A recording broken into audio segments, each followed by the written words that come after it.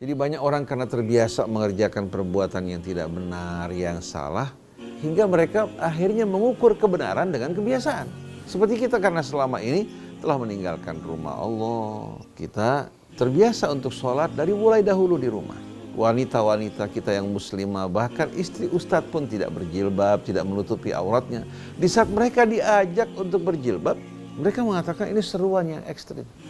Orang-orang tua kita dari mulai dulu biasa, pakaian mereka terbuka, tidak terlalu tertutup. Bahkan istri para ustadz dan para kiai.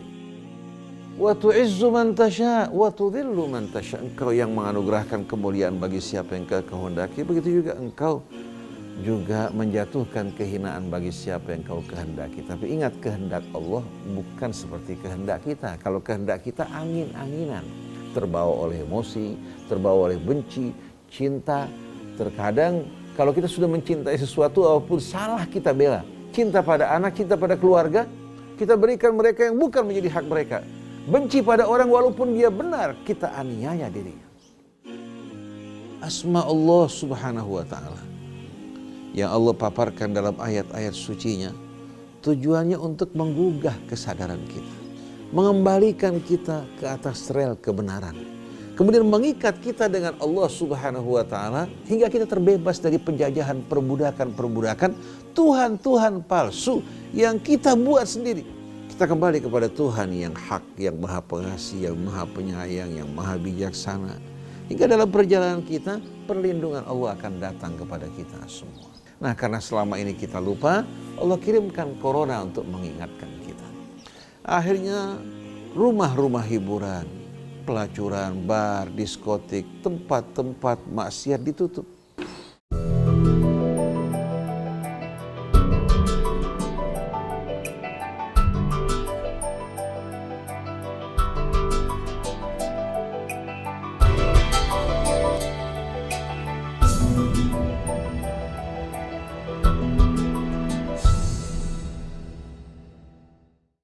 A'udzu billahi minasyaitonir rajim. Bismillahirrahmanirrahim. Alhamdulillahi rabbil alamin. Hamdan katsiran tayyiban mubarakan fihi kama yuhibbu rabbuna wa yarda. Allahumma salli wa sallim wa barik ala abdika wa rasulika sayyidina wa nabiyyina Muhammadin wa alihi wa sahbihi wa sallim. Subhanaka la ilma lana illa ma 'allamtana innaka antal alimul hakim wa la hawla wa la quwwata illa billahil aliyyil azim. Rabbana zidna ilman wa alhiqna bis salihin waj'al lana lisana sidqin fil akhirin waj'alna min warathati jannatin na'im wa la tukhzina yawmaddin yawma la yanfa'u malun wa la banun illa man atallaha biqalbin salim.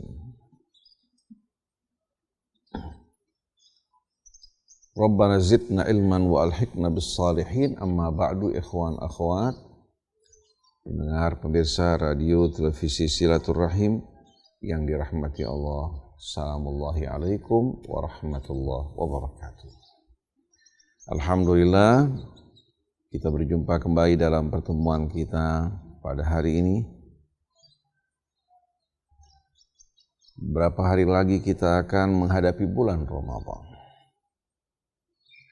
Semoga Allah subhanahu wa ta'ala mempersiapkan diri kita untuk dapat menjalankan ibadah siyam, qiyam dengan sebaik-baiknya. Allah subhanahu wa ta'ala membantu kita untuk bertaubat kepada Allah dengan taubatan nasuha. Hingga kita masuk ke dalam bulan Ramadan dalam keadaan bersih dan siap untuk menerima rahmat, keberkahan, dan juga ampunan dari Allah subhanahu wa ta'ala yang maha pengasih lagi maha penyayang. Pada kali ini alhamdulillah kembali kita berjumpa melanjutkan renungan-renungan kita di bawah naungan Al-Quran. Kita masih akan berlanjut bersama Asma'ullahil Husna. Karena seluruh kehidupan di alam raya tidak akan terlepas dari asma'ullahil husna. Allah subhanahu wa ta'ala dengan asma-asma yang diterangkan, diuraikan bagi kita semua melalui asma-asmanya yang penuh dengan makna-makna yang terindah, yang teragung dan termulia, menunjukkan kendali penuh Allah subhanahu wa ta'ala terhadap alam raya dan seluruh isinya. Juga menunjukkan keluasan ilmunya, kebijaksanaannya, keadilannya, kasih sayangnya dalam membimbing, menuntun dan mendidik umat manusia. Tapi sayang, sungguh sayang, umat manusia tidak menyadari hal ini. Tidak ada bimbingan yang lebih baik dari bimbingan Allah. Tidak ada jalan hidup yang lebih baik dari jalan hidup Allah subhanahu wa ta'ala. Lalu mengapa di saat manusia diajak kembali ke jalan Allah, dia harus menerima tuduhan-tuduhan yang kejam sebagai seorang yang mengajak kepada dakwah yang ekstrim? Padahal yang disampaikan adalah apa-apa yang sesuai dengan fitrah manusia dan fitrah alam semesta. Apakah kita menuduh alam semesta dan seluruh istrinya berjalan di jalan ekstrim karena tunduk kepada Tuhan? Keselarasan, keharmonian di alam raya dan keseimbangannya karena tunduk dan patuh kepada Allah. Begitu juga kita masyarakat manusia. Di saat kita bersatu bersama-sama tunduk kepada Allah, niscaya hidup kita akan penuh dengan keseimbangan. Karena keadilan yang akan betul-betul diperlakukan Allah subhanahu wa ta'ala atas kita semua. Tidak membedakan suku, bangsa, status sosial atau nasabnya. Siapa yang benar-benar di hadapan Allah, siapa yang berbuat kebaikan akan menerima balasan yang lebih baik. Siapa yang berbuat salah tetap salah di mata Allah tanpa melihat latar belakang. Yang berbuat keburukan akan menerima balasan sesuai dengan perbuatannya. Berbeda dengan aturan-aturan yang dibuat manusia. Karena kelemahan manusia, karena kebodohan mereka. Begitu juga karena jiwa mereka yang dicemari oleh hawa nafsu. Aturan-aturan yang dibuat manusia tidak dapat disamakan dengan aturan-aturan dan petunjuk yang datang dari sisi Allah subhanahu wa ta'ala. Oleh karena itu, sengaja kita berulang-ulang memaparkan asma'ullahil husna untuk meyakinkan kita semua akan kasih sayang Allah pada hambanya, kebijaksanaannya, keadilannya. Kemudian kita berupaya memahami asma-asma'nya melalui ayat-ayat Allah. Jadi kita bukan menafsirkan asma Allah dari luar, ya, tapi dari keterangan-keterangan yang datang dari Allah, baik yang Allah terangkan dalam ayat suci kitabnya, atau melalui ayat-ayat kauniyah yang seluruhnya menjadi saksi akan kebenaran dan keindahan serta keagungan Allah pada asma-asma. Lalu Allah memerintahkan kita, menyuruh kita untuk berkomunikasi dengan Allah melalui asma-asma Allah. Walillahil asma'ul husna fad'uhu biha. Seluruh makhluk di langit dan di bumi bertasbih memuji kebesaran dan keagungan Allah. Yusabbihu lahu ma fis samawati wal ard wa huwal azizul hakim. Oleh karena itu apabila manusia menderita, merana, sengsara, begitu juga menghadapi mara bahaya, semua ini terjadi karena pelanggaran dan penyimpangan yang dilakukan manusia. Bukan karena Allah sengaja berbuat aniaya atau bersifat kejam pada manusia, tapi manusialah yang telah memperlakukan dirinya secara aniaya. Sebagaimana firman Allah, وَمَا ظَلَمَهُمُ اللَّهُ وَلَكِنْ كَانُوا أَنفُسَهُمْ يَظْلِمُونَ. Setiap kali Allah menjelaskan bencana, mara bahaya, kebinasaan yang dialami oleh umat-umat sebelum kita, Allah terangkan, Allah sekali-kali tidak menzalimi mereka. Tapi mereka yang telah menzalimi diri mereka sendiri.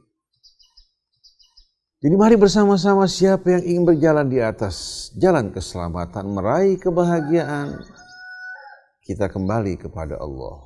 Coba kita pelajari, fahami asma'ullahil husna, kita akan mengenal kebesaran keagungan Allah Subhanahu wa ta'ala yang akan menjadi bekal hidup kita yang terindah dalam kehidupan dunia ini. Pada kali ini ikhwan akhwat yang dirahmati Allah, kita akan merenungkan dua ayat dari surah Al-Imran, dimulai dari ayat 26 hingga ayat 27. Ayat-ayat yang sering kita dengar dan kita baca, bahkan dijadikan sebagai wirid dan doa pada sebahagian umat Islam setelah mereka sholat subuh maupun setelah sholat maghrib. Allah Subhanahu wa ta'ala berfirman. Untuk memahami kedua ayat ini kita akan kembali kepada dua ayat sebelumnya, itu ayat 23-24. Alam tara ilal ladzina utu nasiban minal kitabi yud'auna ila kitabillahi liyahkuma bainahum thumma yatawalla fariqum minhum wa hum mu'ridun. Apakah engkau tidak melihat? Di sini pertanyaan bukan hanya ditujukan untuk Rasulullah yang menerima wahyu ini, tapi kepada setiap orang yang mendengarkan ayat ini. Allah bertanya kepadanya, apakah engkau tidak melihat kepada mereka yang diberikan bahagian dari Alkitab? Yud'auna ila kitabillahi liyahkuma bainahum. Mereka diajak untuk kembali kepada kitab Allah, agar kitab Allah yang memberikan keputusan di antara mereka. Bukan keputusan yang datang dari sesama manusia, tapi keputusan yang datang dari Allah secara langsung. Tsumma yatawalla fariqum minhum wa hum mu'ridun. Ternyata sekelompok, bahkan sebahagian besar mereka yang diberikan Alkitab berpaling menolak untuk menyambut seruan Allah, kembali kepada kitabnya. Mereka menolak dan mereka berpaling dengan menyombongkan diri. Waktu ayat ini turun, ikhwan akhwat yang dirahmati Allah, Allah Subhanahu wa ta'ala bertanya kepada Rasulnya dan orang-orang yang beriman tentang mereka para ahli kitab yang menolak untuk tunduk kepada kitab Allah. Kitab yang ada pada mereka, kitab Taurat pada saat itu, atau Al-Quran yang diturunkan untuk menegaskan kebenaran kitab sebelumnya. Nah, saat ini ayat Allah ini bukan hanya berlaku untuk mereka, berlaku untuk kita kaum muslimin, mayoritas umat Islam yang mendengarkan ayat-ayat Allah dibacakan kepada mereka. Apakah ayat ini sudah tidak lagi relevan dan berlaku untuk mereka, hanya berlaku untuk orang sebelum kita? Sama sekali tidak. Ayat ini berlaku untuk orang yang hidup pada masa Rasul, juga yang hidup pada masa kini, dan orang-orang yang hidup setelah kita. Al-ibrah bi'umumil lafzi la bi khususis sabab, yang menjadi patokan bahwa ayat-ayat ini ya tidak dibatasi pemahamannya hanya disebabkan sebabnya atau sebab turunnya, tapi dilihat konten dan isinya yang berlaku untuk setiap masa. Apa kira-kira yang menyebabkan mereka untuk menolak tunduk kepada kitab Allah? Padahal mereka tahu. Dzalika bi annahum qalu lan tamassana an-naru illa ayyaman ma'duda. Semua itu disebabkan karena mereka beranggapan apa? Mereka tidak akan tersentuh api neraka kalau mereka meninggalkan hukum Allah, tidak tunduk kepadanya, bermaksiat kepada Allah. Sekali-kali kami tidak akan tersentuh api neraka kecuali hanya beberapa hari saja. Dzalika bi annahum qalu lan tamassana an-naru illa ayyaman ma'dudat. Hal itu disebabkan karena mereka berkata bahwa kami tidak akan terkena api neraka kecuali hanya beberapa hari saja. Wa gharrahum fi dinihim ma kanu ya'malun. Mereka telah diperdayakan oleh perbuatan-perbuatan yang mereka lakukan, penyimpangan-penyimpangan yang mereka kerjakan, akhirnya membuat mereka dipalingkan dari agama mereka, dari kebenaran yang datang dari Allah. Jadi banyak orang karena terbiasa mengerjakan perbuatan yang tidak benar, yang salah, hingga mereka akhirnya mengukur kebenaran dengan kebiasaan. Seperti kita karena selama ini telah meninggalkan rumah Allah. Kita terbiasa untuk sholat dari mulai dahulu di rumah. Wanita-wanita kita yang muslimah, bahkan istri ustadz pun tidak berjilbab, tidak menutupi auratnya. Di saat mereka diajak untuk berjilbab, mereka mengatakan ini seruan yang ekstrim. Orang-orang tua kita dari mulai dulu biasa. Pakaian mereka terbuka, tidak terlalu tertutup, bahkan istri para ustadz dan para kiai. Jadi mereka bukan mengukur pada kebenaran Allah, tapi kebenaran Allah disesuaikan dengan tradisi budaya yang berlaku di setiap masa. Jadi perbuatan mereka, kebiasaan mereka telah membuat mereka tertipu, dipalingkan oleh Allah dari tuntunan agama mereka. Wa gharrahum fi dinihim ma kanu ya'malun. Ini dulu pada ahli kitab Yahudi maupun Nasraninya. Sekarang pada kita kaum muslimin yang menerima kitab hanya dibaca, dikaji, tapi tidak sama sekali memasuki ranah kehidupan. Setelah itu Allah Subhanahu wa taala memperingatkan mereka, fa idza jama'nahum liyaumin la raiba fi. Bagaimana nanti kalau kami kumpulkan mereka di satu hari di mana hari tersebut tidak terdapat lagi keraguan. Kebenaran semua akan tampak dengan jelas dan gamblang. Tidak ada kebohongan, tidak ada kepalsuan, tidak ada pembenaran. Di mana yang hak dan yang batil tidak lagi akan bercampur. Bagaimana kelak di saat kami mengumpulkan mereka di hari yang tidak terdapat keraguan lagi. Wa ufiyat kullu nafsim ma kasabat wa hum la yudhlamun. Dan setiap orang akan dilunasi balasan dari perbuatannya dan mereka tidak akan dizalimi. Apakah pada hari tersebut akan ada orang yang memberikan fatwa yang membenarkan kesalahan kita? Apakah akan ada fatwa-fatwa yang memutarbalikkan kebenaran? Apakah akan ada lawyer-lawyer, advokat-advokat yang akan membela kita di hadapan Allah? Jangankan orang lain, ayah ibu kita saja akan berlepas tangan.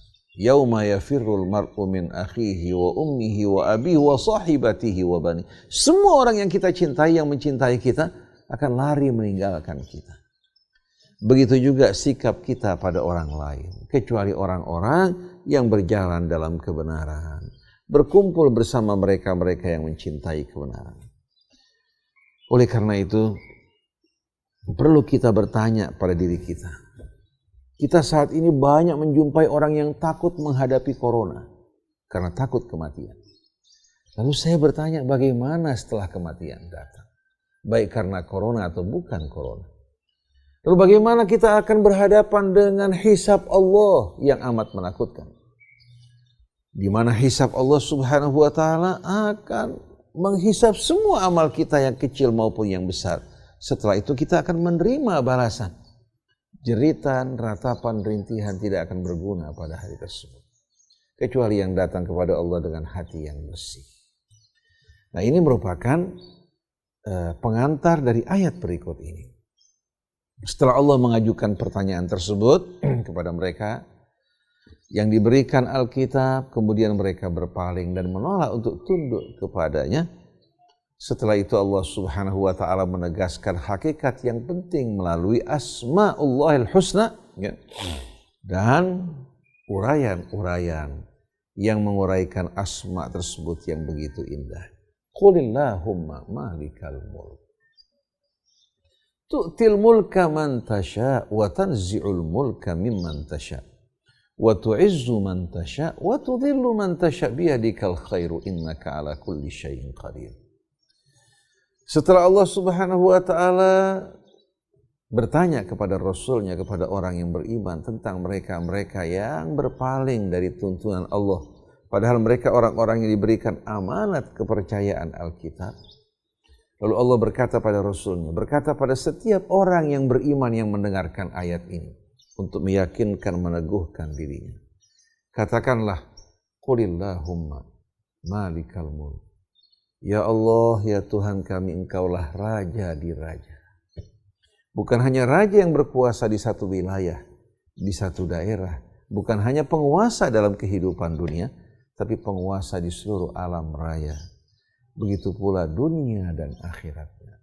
Katakan, tegaskan, ya Allah, sesungguhnya Engkau adalah Raja di Raja.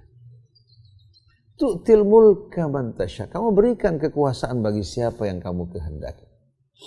Bukan siapa yang kita kehendaki, siapa yang dikehendaki oleh mereka, tapi siapa yang Allah kehendaki.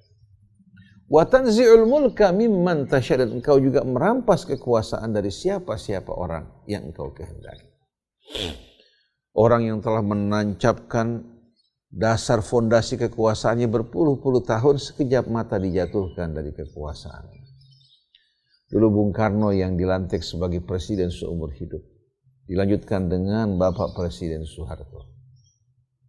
Begitu pula yang dialami oleh Marcos. Begitu pula kekuasaan yang dibangun oleh Shah Iran, yang dikenal dengan Syahansyah, yang artinya raja di raja. Semua berjatuhan, semua begitu rapuh. Begitu terjatuh dari kekuasaannya, berubah menjadi seorang yang sakit-sakitan tak berdaya. Yang dahulu orang menyanjung dirinya, mencium tangan dan kakinya, sekarang semua berlepas tangan mencari keselamatan bagi diri mereka. Itulah dunia. Yang diambil oleh dunia lebih banyak dari apa yang dunia berikan untuk kita semua. Tu'til mulka man tasya wa tanzi'ul mulka mimman tasya. Engkau memberikan kekuasaan bagi siapa yang Engkau kehendaki, dan Engkau juga merampasnya dari siapa yang Engkau kehendaki. Lalu orang bertanya, Ustadz, kalau memang demikian, kenapa Allah tidak berikan kekuasaan pada orang-orang yang beriman dan beramal soleh? Jawabannya, kalau memang masyarakatnya beriman, beramal soleh, bertakwa kepada Allah, Allah akan berikan kekuasaan bagi mereka. Wa'adallahu alladhina amanu wa amilus salihati minkum la yastakhlifannahum fil ardi kama istakhlafal ladzina min qablihim wa la yumakkinanna lahum dinahum alladzi irtadha lahum wa la yubaddilannahum min ba'di khaufihim amna ya'budunani la yusyrikuna bi syai'a. Allah menjanjikan bagi orang yang beriman dan beramal soleh dari kalian untuk menjadikan mereka sebagai khalifah-khalifah di muka bumi, memberikan kekuasaan kepada mereka, dan akan memenangkan agama mereka dengan kokoh. Agama yang Allah ridhai bagi mereka. Dan Allah akan mengubah ketakutan mereka menjadi rasa aman dan damai. Ini janji Allah untuk orang yang beriman dan beramal soleh. Pertanyaannya, apakah kita sudah beriman dan beramal soleh? Apakah kita telah memenuhi persyaratan keimanan dan amal soleh hingga kita layak menerima janji Allah? Apakah kita belum memenuhi syarat tersebut? Pada saat kita belum memenuhi syarat, meninggalkan petunjuk Allah, tidak menghargai nilai-nilai Rabbani, keimanan hanya sebatas lisan, hanya sebatas pakaian, tapi isinya bukan keimanan. Keimanan tidak menyatu dengan kehidupan kita, maka Allah Subhanahu wa Ta'ala akan membiarkan orang-orang di luar Islam naik berkuasa atas mereka, juga membiarkan mereka berbuat aniaya terhadap mereka-mereka yang meninggalkan Allah. Bukan karena Allah kejam, tapi ini peringatan bagi mereka. Begitu mereka kembali kepada Allah, Allah akan kembalikan kemuliaan mereka seperti yang dialami Bani Israel. Di saat mereka taat, Allah berikan kemuliaan mereka. Di saat mereka ingkar, meninggalkan hukum Allah, datang pasukan-pasukan yang menguasai negeri mereka, mengobrak-abrik tempat kediaman mereka, memperbudak wanita mereka, membunuh pria-pria mereka, sebagaimana yang Allah ceritakan dalam suratul Isra. Jadi perlu kita fahami bahwa janji Allah hanya untuk orang yang beriman, beramal soleh, bertakwa padanya, yang beramar ma'ruf, bersatu dalam agama Allah. Kalau kita sudah memenuhi syarat ini, baru janji Allah akan dipenuhi. Tapi kalau kita bergolong-golongan, berkelompok-kelompok, bersekte-sekte, saling bermusuhan, membanggakan diri, ini bukan iman, ini syirik, mempersekutukan Allah Subhanahu wa Ta'ala. Jangan harap kita akan meraih kemenangan. Akhirnya kita akan menjadi orang-orang yang hanya berada pada sisi kehidupan, hanya menjadi alat permainan, bagikan bola, ditendang ke sana kemari. Pada saat permainan, selesai permainan, kita akan dibuang dalam keranjang menjadi hal-hal yang tidak berguna. Tu'til mulka man tasya wa tanzi'ul mulka mimman tasya. Jadi pada saat Allah mengambil kekuasaan dari orang yang beriman karena mereka belum memenuhi syarat, karena mereka ingkar dan lupa kepada Allah. Kemudian wa tu'izzu man tasya wa tudhillu man tasya. Engkau juga yang menganugerahkan kemuliaan bagi siapa yang dikehendaki. Siapa? Untuk orang yang beriman. Falillahil izzatu wali rasulihi walil mu'minin. Kemuliaan bagi Allah, Rasulnya, orang yang beriman. Kalau kita belum beriman, jangan harap kita akan meraih kemuliaan. Akhirnya kita akan menjadi orang yang rela menjual kehormatan kita, bangsa kita, negara kita, hanya untuk kepentingan pribadi kita. Wa tu'izzu man tasya wa tudhillu man tasya. Engkau yang menganugerahkan kemuliaan bagi siapa yang kau kehendaki, begitu juga engkau juga menjatuhkan kehinaan bagi siapa yang kau kehendaki. Tapi ingat, kehendak Allah bukan seperti kehendak kita. Kalau kehendak kita angin-anginan, terbawa oleh emosi, terbawa oleh benci, cinta. Terkadang kalau kita sudah mencintai sesuatu, apapun salah kita bela. Cinta pada anak, cinta pada keluarga, kita berikan mereka yang bukan menjadi hak mereka. Benci pada orang walaupun dia benar, kita aniaya dirinya. Tapi kalau kehendak Allah, kehendak yang tidak keluar dari asma Allahil husna, al-adlu, al-hakam. Begitu juga as-sabur, as-syakur, ar-rahman, ar-rahim. Di mana Allah tidak mungkin dengan kehendaknya akan memutuskan sesuatu yang tidak sejalan dengan asma Allahil husna. Jadi kalau kita ingin memahami hal-hal yang berhubungan dengan Allah, baik itu kehendaknya, perbuatan, kebijaksanaannya, kembalikan pada asma Allahil husna. Kita akan memahami bahwa kehendak Allah tidak sama dengan kehendak manusia. Kalau sudah cinta menjadi buta, kalau benci juga dibutakan dan kehilangan kendali diri. Biadikal khair. Lalu Allah ingatkan pada kita orang yang beriman.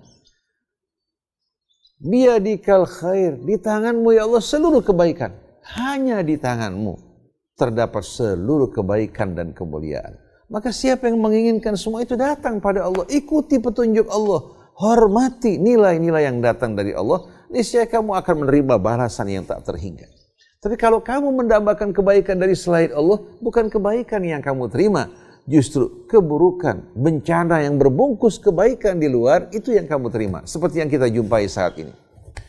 Nampak orang mulia dengan kedudukannya, dengan hartanya. Padahal hanya Allah yang tahu bagaimana penderitaan, kegelisahan hidupnya, begitu pula ketakutannya. Belum lagi di saat menghadapi kematian. Oleh karena itu pada saat ini yang paling takut menghadapi corona, bukan orang yang beriman. Orang yang beriman yakin. Kalau tiba saat ajalnya, tanpa ada corona, Allah subhanahu wa ta'ala akan memanggil dirinya. Dan dia tidak menghadapi kematian sebagai momok yang menakutkan, tapi kematian merupakan jemputan yang menjemput dirinya untuk berjumpa dengan Allah subhanahu wa ta'ala dan para kekasihnya. Dia sambut dengan hangat dan mesra. Karena dia bekerja beramal di dunia untuk mempersiapkan akhiratnya, bukan menghancurkan akhiratnya dengan membangun dunianya. Ketakutan datang karena sikap kita dan cara hidup kita yang tidak benar. Saya teringat kepada Amirul Mukminin Ali bin Abi Thalib alaihi salam ketika dia diancam untuk dibunuh. Dia mengatakan, saya dalam penjagaan dan lindungan Allah. Walaupun mereka melakukan makar, mereka tidak akan mampu untuk membunuh saya. Tapi bila tiba saatnya, ajal yang ditetapkan Allah, tanpa mereka melakukan sesuatu, akan datang kematian mendatangi saya.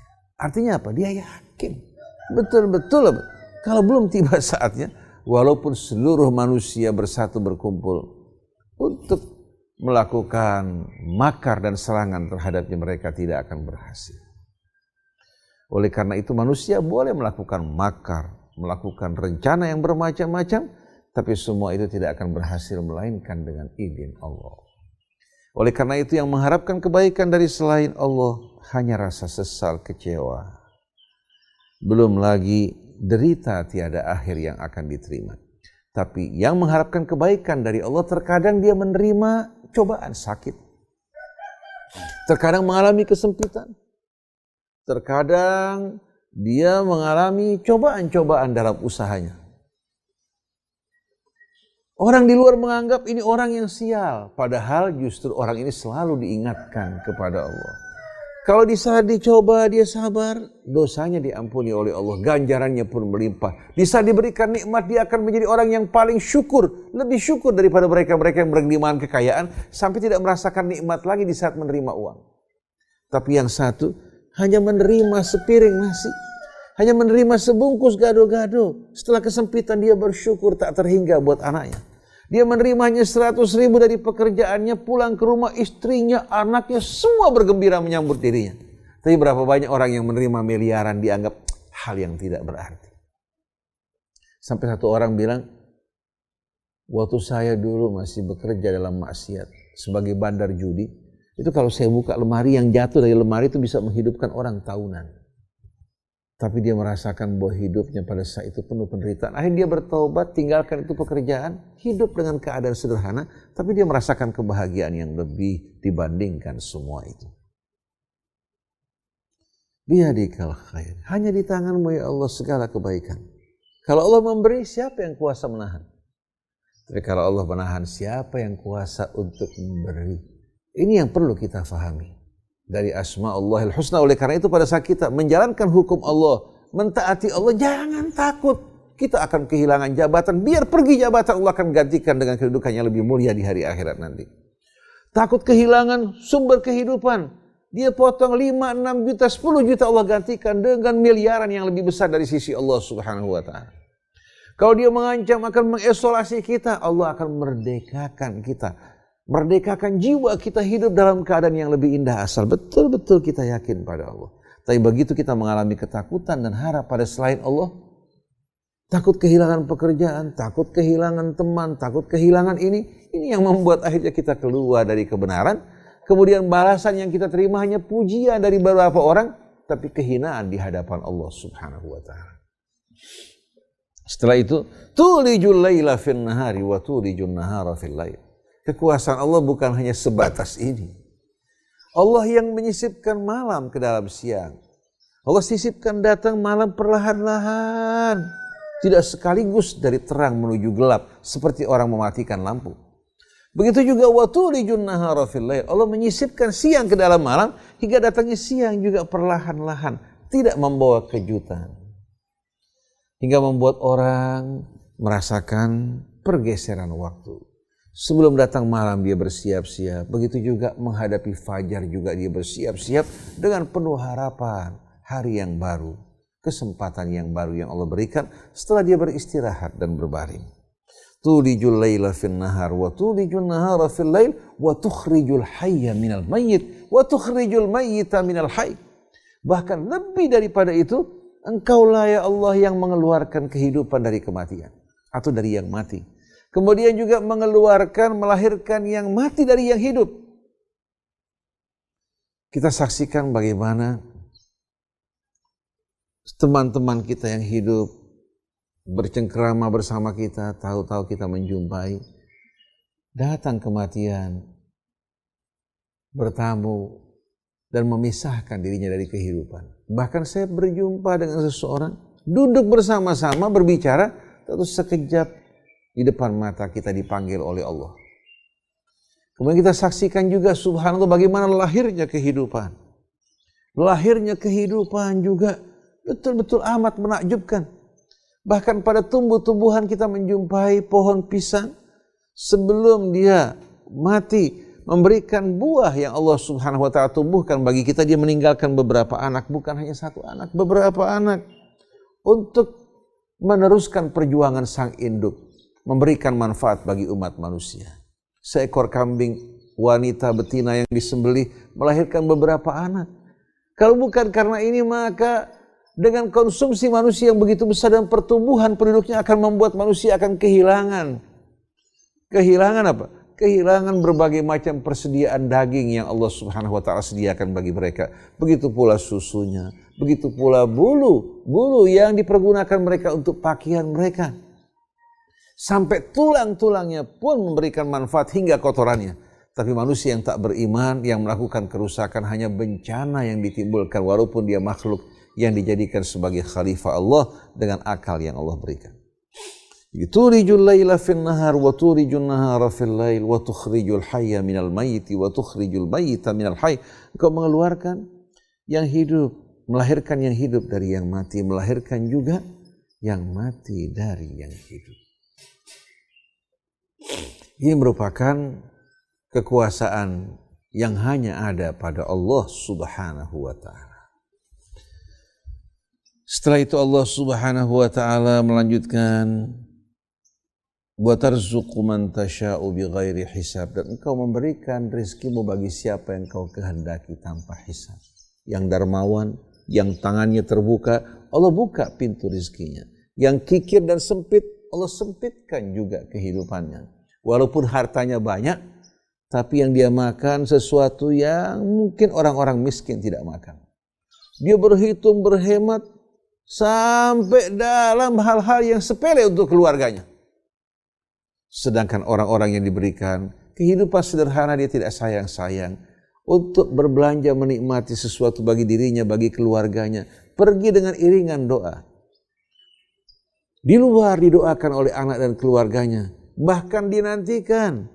Begitu pulang mendapatkan sambutan yang hangat. Sedangkan mereka yang diberikan kekayaan, tapi kikir dalam hidup ini, subhanallah, pergi mendengarkan sumpah serapah keluarganya dari hati mereka. Pulang kedatangannya pun tidak diharapkan karena tidak ada kebaikan yang mereka terima. Di saat orang tua mereka yang diberikan kekayaan tapi kikir pergi, istri dan anak-anaknya bertakbir memuji Allah Subhanahu wa ta'ala. Jadi kehadirannya tidak diharapkan, kepergiannya membuat orang senang dan bahagia. Ini merupakan gambaran orang-orang yang jauh dari rahmat Allah Subhanahu wa ta'ala. Demikianlah ikhwan akhwat yang dirahmati Allah. Asma Allah Subhanahu wa ta'ala yang Allah paparkan dalam ayat-ayat sucinya, tujuannya untuk menggugah kesadaran kita, mengembalikan kita ke atas rel kebenaran, kemudian mengikat kita dengan Allah Subhanahu wa ta'ala hingga kita terbebas dari penjajahan perbudakan Tuhan-Tuhan palsu yang kita buat sendiri. Kita kembali kepada Tuhan yang hak, yang maha pengasih, yang maha penyayang, yang maha bijaksana. Hingga dalam perjalanan kita, perlindungan Allah akan datang kepada kita semua. Nah, karena selama ini kita lupa, Allah kirimkan corona untuk mengingatkan kita. Akhirnya rumah-rumah hiburan, pelacuran, bar, diskotik, tempat-tempat maksiat ditutup. Dahulu mereka tidak mendengarkan peringatan Allah, sekarang mereka terpaksa menutup. Bukan hanya perempuan yang menggunakan penutup wajah, bahkan bukan hanya perempuan, laki-laki juga sekarang menggunakan masker menutup wajah mereka. Jadi kalau kita lihat di sini, Allah Subhanahu wa ta'ala hanya melalui virus yang lemah, di mana kehidupannya membutuhkan media, tidak mampu hidup sendiri, telah membuat orang mengalami ketakutan. Bagaimana bila Allah Subhanahu wa ta'ala kirimkan bala tentaranya yang lain? Inna fi dzalika ladzikra liman kana lahu qalbun aw alqas sam'a wa huwa syahid. Pada semua ini terdapat pelajaran peringatan bagi orang yang memiliki kalbu, yang mau mendengar, yang mau merenung. Niscaya dia akan mengambil pelajaran dari semua ini. Kalau tidak, kita khawatirkan akan datang susulan adab yang lebih mengerikan. Subhanakallahumma wa bihamdik, asyhadu an la ilaha illa anta astaghfiruka wa atubu ilaik. Wa a'adhanallahu wa iyyakum min sakhatillahi tabaraka wa ta'ala wa ghadabihi wa adabihi. Wa ja'alana jami'an min ibadihi salihin alladzina yuhituhum Allahu tabaraka wa ta'ala bi lutfihi wa rahmatihi wa barakatihi, wa an yarzuqana jami'an al-'afwa wal 'afiyah wal mu'afata ad-da'imah fid dini wad dunya wal akhirah. Allahumma inna na'udzubika min jahdil bala' wa darkis syaqa' wa su'il qada' wa syamatatil a'da'. Rabbana waj'alna muslimina laka wa min dhurriyyatina ummatan muslimatan lak wa tub 'alaina innaka antat tawwabur rahim. Rabbana waj'alna muqimis shalah wa min dhurriyyatina Rabbana wa taqabbal du'a. Wa sallallahu ala abdika wa rasulika Muhammadin wa alihi wa sahbihi wa sallim walhamdulillahi rabbil alamin.